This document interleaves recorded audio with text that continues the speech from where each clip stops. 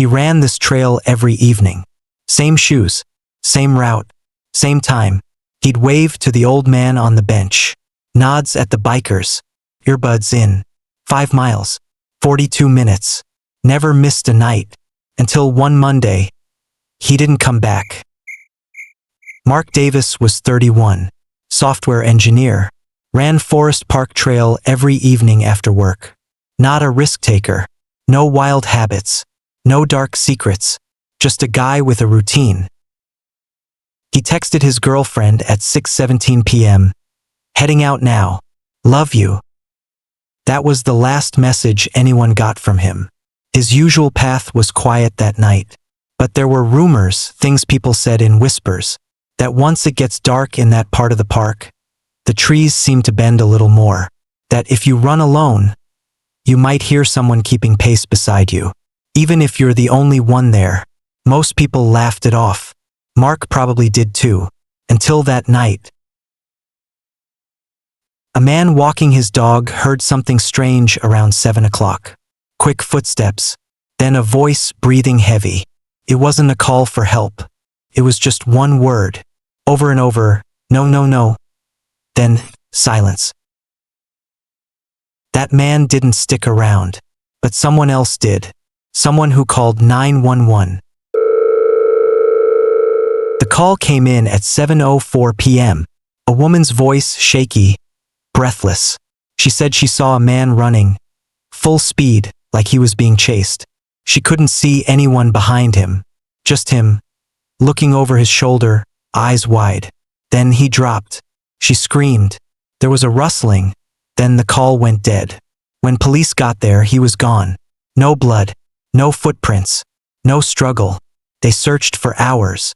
The only thing they found was his smartwatch, face down in the dirt. It had tracking on.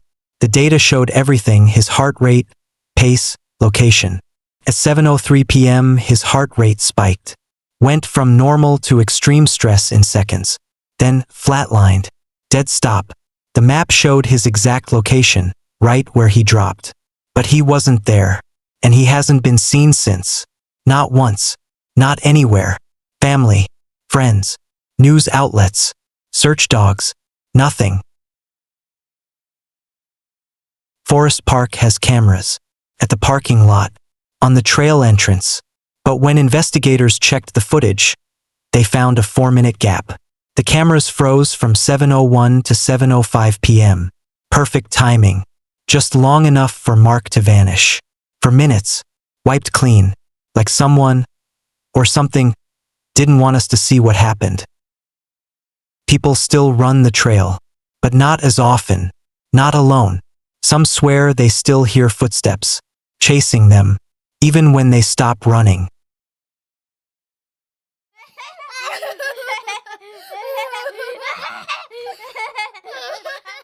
A father heard his daughter talking to someone. He thought it was just her imagination. They were the only ones there. But when he asked her who she was talking to, she said his name was Eli, and Eli wanted her to come play underground. It was a Saturday evening. Jason and his 6-year-old daughter, Lily, were out for a drive. She pointed out a playground, one he didn't even know existed. It sat back behind a row of trees. Old, run down, overgrown, rust on the slide, weeds between the swings. But Lily begged to stop. He parked the car. She ran ahead, laughing. He followed slowly, thinking it was harmless. But as the sun dipped lower, the place started to feel wrong. No one else was there. No houses nearby. Not even birds anymore. Just that quiet kind of stillness that feels like it's listening. Jason watched her talking near the jungle gym. First, he thought she was singing. Then he realized she was whispering, and pausing like she was listening to someone whisper back. He called her name. She turned and smiled. Said, "I'm playing with Eli." When he asked who Eli was, she just said, "He lives under the slide. He's cold. He wants to show me his home." Jason laughed it off. Kids say weird things, right? But there was something about the way she said it. Like it wasn't a game. Like she really meant it. Jason turned to check his phone. A minute, maybe 2. When he looked back, Lily was gone. He ran toward the slide, calling her name. Nothing. 10 minutes passed. 10 long minutes. Then he heard soft footsteps behind the slide. He found her crouched low, staring straight ahead. Eyes wide, face pale. She didn't say a word, didn't cry, didn't blink. He picked her up, carried her to the car.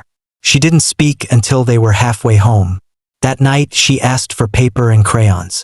Jason gave them to her, just glad she was talking again. She drew a picture. A circle in the dirt with a ladder going down. A stick figure standing in the dark. Beside it, another figure smaller, with no face. She pointed and said, "That's Eli. He lives in the floor." Jason didn't sleep that night. Next morning, he went back to the playground. Walked behind the slide where he'd found her. He noticed something buried in weeds. A small metal hatch, rusted shut. It was old, covered in vines. Stamped, "Maintenance." But the bolts were sealed. No tools nearby, and no reason for it to be there. Jason took pictures, showed them to the police. They said it was probably part of an old drainage system. Nothing dangerous, nothing strange. They didn't even open it. But 2 weeks later, a city crew came to clean up the park, and under one of the swings, etched deep into the wood, they found a name. Eli carved in shaky letters. Beneath it, a year, 1973. That part of the park? It hadn't been touched since the mid-80s. Lily never spoke to Eli again, but she still won't play on slides. And every now and then, she still draws ladders that lead into the ground. Always with someone waiting at the bottom.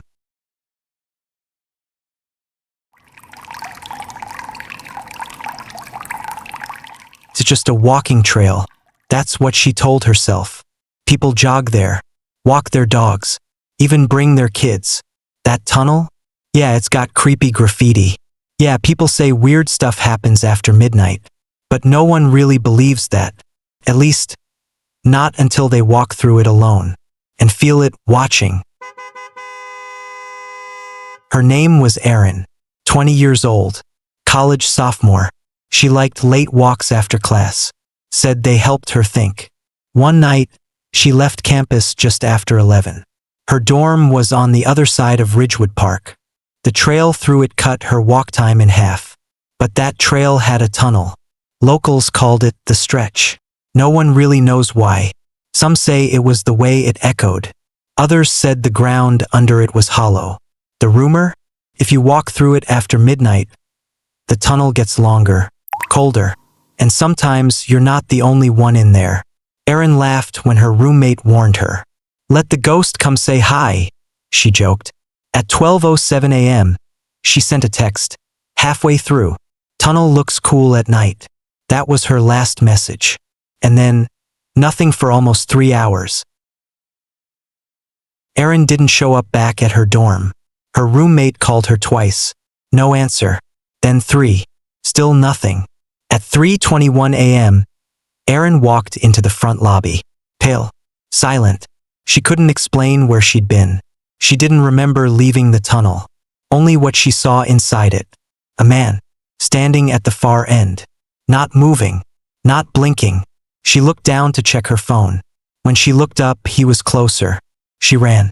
But no matter how far she ran, the tunnel just kept going. Like it was folding in on itself. Her flashlight flickered, and everything went black. She couldn't sleep after that. Something felt wrong. Not just in her body, but in her head. Like the air around her was still too heavy. The next morning, she checked her phone. In her camera roll, there was a video she didn't remember taking. It was 10 minutes long. Mostly darkness. Her breathing. And then, the tunnel. But not how she remembered it. It looked stretched, walls rippling like waves. Concrete moving like it was breathing. And in the distance, the man, still standing, closer than before. The timestamp showed it was recorded at 12:49 a.m., but she couldn't remember anything past 12:10. No one could explain it. A few weeks later, a hiker disappeared. Same park, same trail. The only thing left behind was his phone. The last photo taken was blurry, but in the center, a figure. A man, standing still, Same spot, same tunnel, same distance. Nobody's found him. And the tunnel? Is still open. People still walk through it. Just not after midnight. Erin transferred schools the next semester. She doesn't walk at night anymore. And she doesn't talk about what she saw.